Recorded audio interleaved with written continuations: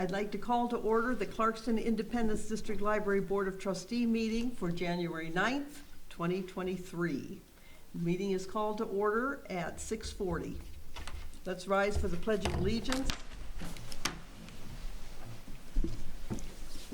I pledge allegiance to the flag of the United States of America and to the republic for which it stands, one nation, under God, indivisible, with liberty and justice for all.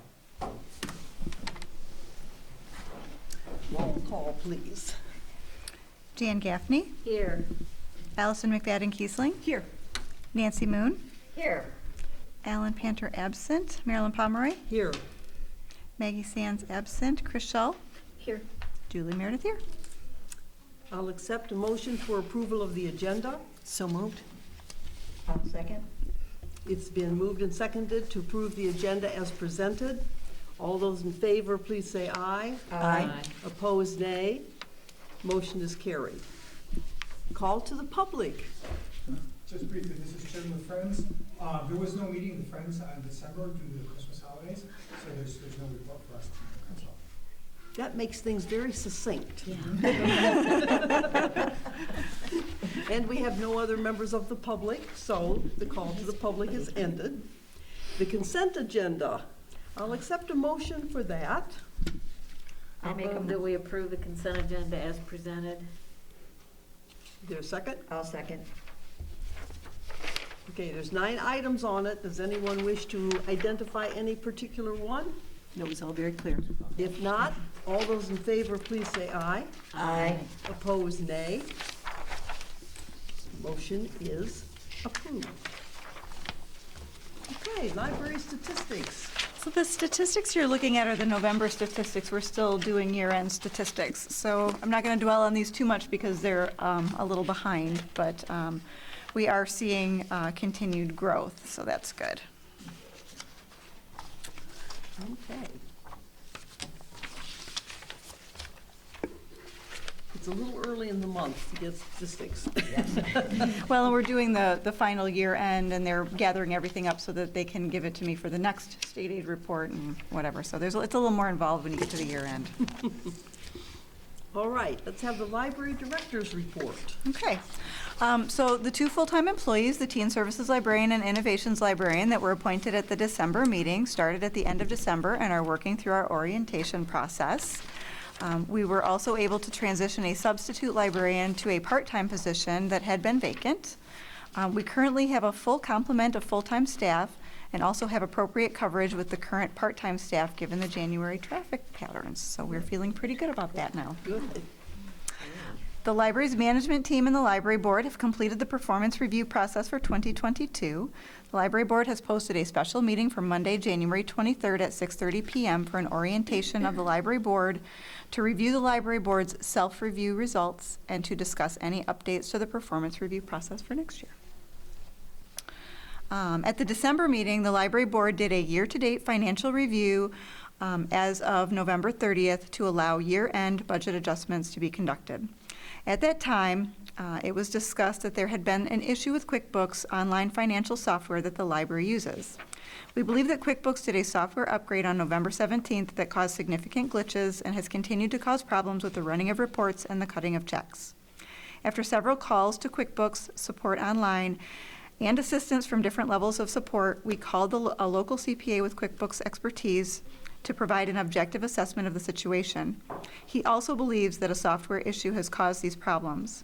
We are currently working with our accountant and auditor to lay out a reconciliation strategy that includes a software change and the reconstruction of part or all of the 2022 financial database from the paper records.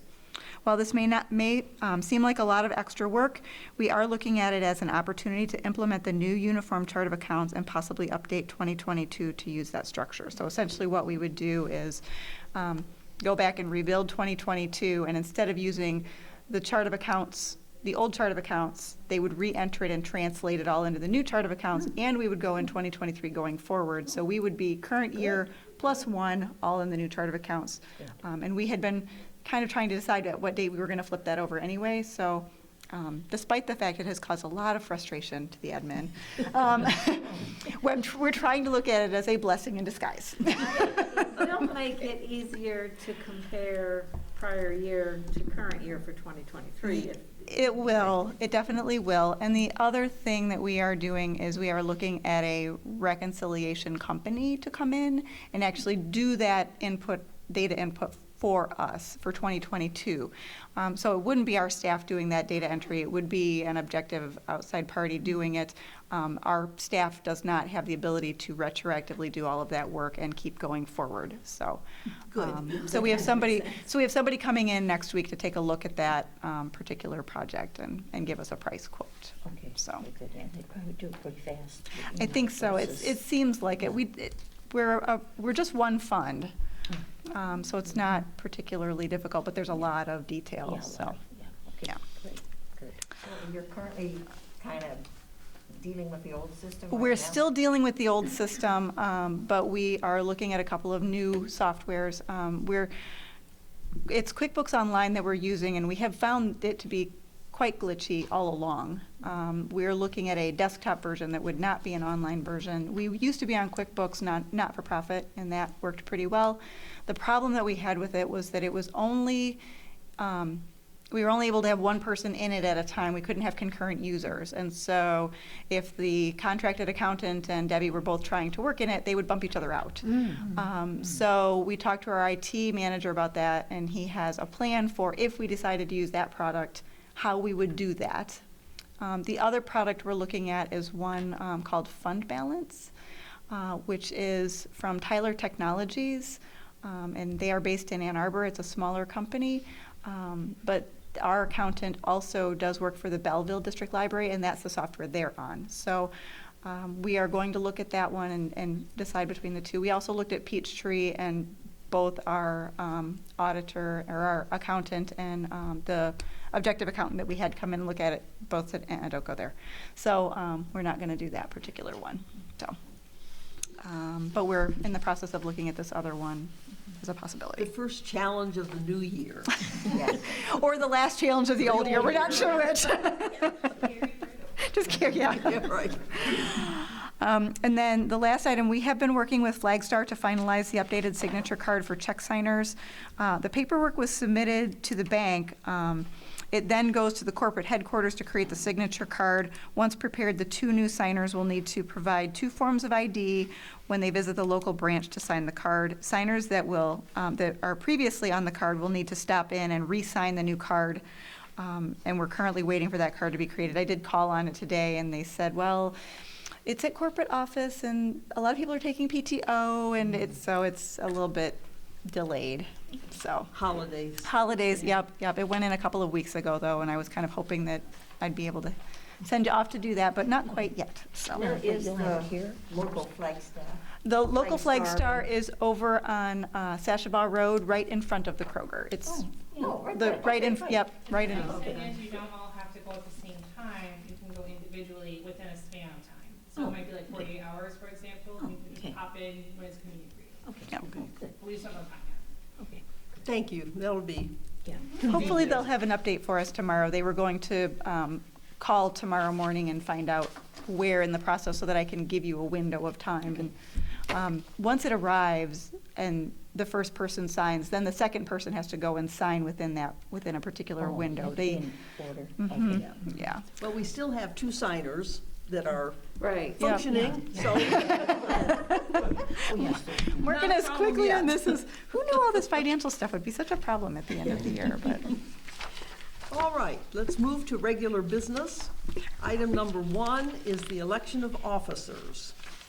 So we will start through our process, get them all in line, and then we'll have the vote, if that's appropriate for everyone's in Sounds great. agreement. Okay, I'll accept a motion for president.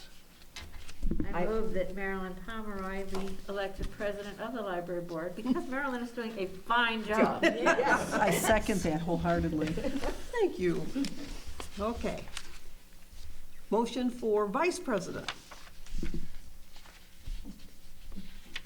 What does the VP do? The VP simply interested? Yeah, we're supposed to. holds the meeting if the president is absent, essentially. That's what we do. I'm willing to. I nominate Nancy Moon for vice president. Oh, okay, great. I'll second that. Okay, we're done with it. All right, so Nancy has been moved and seconded as vice president. I'll accept a motion for treasurer.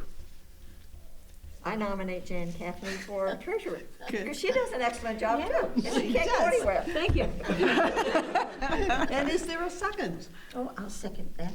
Okay, we have a second there. All right, and And I'll nominate Ellison McFadden Kiesling as secretary, because she's doing a fine job. And I'll second it. What a collegial We have group. great officers. so it's been moved and seconded Who seconded the secretary? Was it Nancy? Thank you. that Allison will serve as secretary.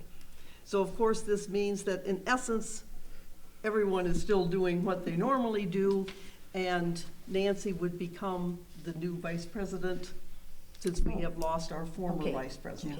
We lost Dan. All right. In that case, Marilyn as president, Nancy as vice president, Jan as treasurer, Allison as secretary. All those in favor, please say aye. Aye. Opposed, nay.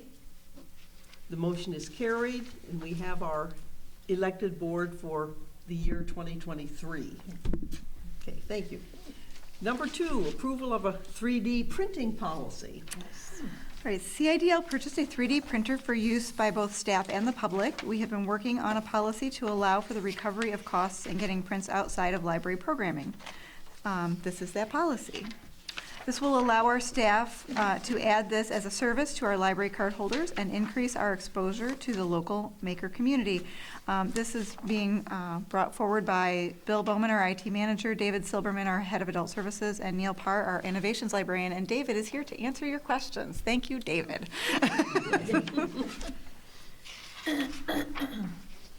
I have a question. How many people have been using our 3D printer outside of library So, activities? outside of staff usage, my understanding is that there's been an occasional patron, but since there wasn't any kind of policy in place, the procedure was mostly them giving us a spool of filament so that we could use that for their prints, and then they would kind of donate the rest of that. This policy will kind of just formalize everything a little more and make it open to more people and market it to a lot more people. Okay. So you could actually make money on this, or is it strictly a service? It would be, the cost to okay. print would be to recoup the cost of Yeah. materials, electricity, Okay, staff time to an that extent. kind of, okay. It would charge a little more than the material cost itself, but Okay, yeah, I don't But know if basically it's a break money even, or so much yeah. as just cover our cost kind of. okay, pretty much. And I have a question, just because I'm curious. Has it been an issue in other places that things are not food safe? Because I always look at a policy and think, how did that get in there? That's a little bit of a CYA thing. In general, there are food safe 3D printable materials. We just kind of erring on the side of Okay, caution. I just was curious because I thought, how did this get to be? I don't know enough about 3D printing to really to know, It's to but I'm always curious at those kind of odd sentences in the middle of Yes. a policy. Well, there are going to be people who are going to want to print things like mugs and that sort of Oh, yeah. thing, and we're not buying filament that would be, that Okay, is basically, I think, what you're saying, Okay. right? but that answers Yeah. my question. I Yeah. was just curious. Yep. It's a new and growing Yeah. technology, not necessarily new, but relatively new to us. I think the technology is still in its relative infancy, so there's a lot of stuff like these issues that's still kind of being hashed out by the community, and there's so many types of filament specifically that there are food-safe grades of filament, but what you end up doing is maybe compromising the structural integrity of the print, or how long it would take to print, or how much, there's a lot of moving parts figuratively and literally. And don't put it in the dishwasher. Okay. You know, of course, you're new, but have the classes been pretty well attended, or? We've seen a lot of interest, a lot of questions at the desk. Hey, how do you know? Do you take 3D print requests? Okay, How do we go about that? good. Good. The library that I used to work at would take requests left and right. Oh, okay, So it proved to be a fairly popular service. good, good. We put policy in place to limit the ability of any one or two power users to Take it over. Thought that was good. dominate it Yeah. too much. Good idea. We put in language to limit the maximum unless no one else is using Yeah. it, then it kind of opens Sure. up. Sure, okay, good. Good. What are people printing? Oh, yeah. Anything and everything. I've seen people using it to print prototypes. The person that has been donating the filament so that we will print it, they've been printing like costume pieces for conventions and such. But we can print, at the information desk, we have a pencil holder that's 3D printed. Wow. And if, The wolf head plaque, right, or the dragon head plaque, somebody Yep. did that and he like painted it, it looked pretty cool. Tom uses a lot of 3D printed figurines for the D&D Oh, programming. yeah, Mm. okay. Um, Mhm. Okay. I I have always seen tell those. people it's anything you can print within this build space, and then the next question is usually, okay, what do I print? And you have to remind them, anything you want within this build space. It's just a matter of, can you design it and Oh, how well will it print? okay. Sounds intriguing. Good deal. So we're being proactive and Yeah. formalizing our policy. Yes. Okay. Any other questions? No. If not, I'll accept a motion. I move that we accept the 3D printer public usage policy as presented. Second. Okay, it's been moved and seconded that we accept the 3D printer public usage policy as presented. Any other questions or comments? If not, all those in favor, please say aye. Aye. Opposed, nay. Motion is carried. Thank you. We'll hope that that works very well and becomes even more popular. Okay, number 3, request for approval of out-of-state travel. As we emerge from the pandemic, community engagement is at the forefront of everything that we do. Our marketing and community engagement coordinator and our new collaborations librarian have been working together to find new ways to enrich the community with what the library has to offer and ways we can partner with other organizations. Clarkston Independence District Library strives to provide continuing education to staff, and while there may be a session or two at the MLA conference on this topic, University of Wisconsin's Information School is hosting a 2-day event specifically focused on community engagement. Out-of-state travel can be expensive, and normally we would consider only sending one person to such a conference, but the uniqueness of the content and the fact that these two positions would be drawn to two different presentations during each time slot would indicate that there is great benefit to the library in sending both employees to this event. They will both be able to share what they learn with others on staff, as well as pool what they have learned in different sessions on the projects that they work on together. In calculating registration, travel, lodging, and meals, the total estimated cost would be approximately $2,200 to send both employees to this conference. I believe there could be some cost savings to that, but that's sort of a not to exceed. Okay. Since we were unable to provide training beyond webinars for nearly 2 years, we feel this investment in training to help our library reconnect with our community would be money well spent. And it is adequate funding in the library's conference and workshops line item in order to fund this. Sounds like an excellent idea. I agree. Yeah. It's Sounds great. really Yeah. good. It's terrific. Okay, any questions? No, I think it's fabulous. I think it's great. Okay, I'll accept a motion. I approve the out-of-state travel for the marketing and community engagement coordinator and the collaborations library to attend the Lead the Way Community Engagement Conference in Madison, Wisconsin on April 24th and 25th, 2023. Second.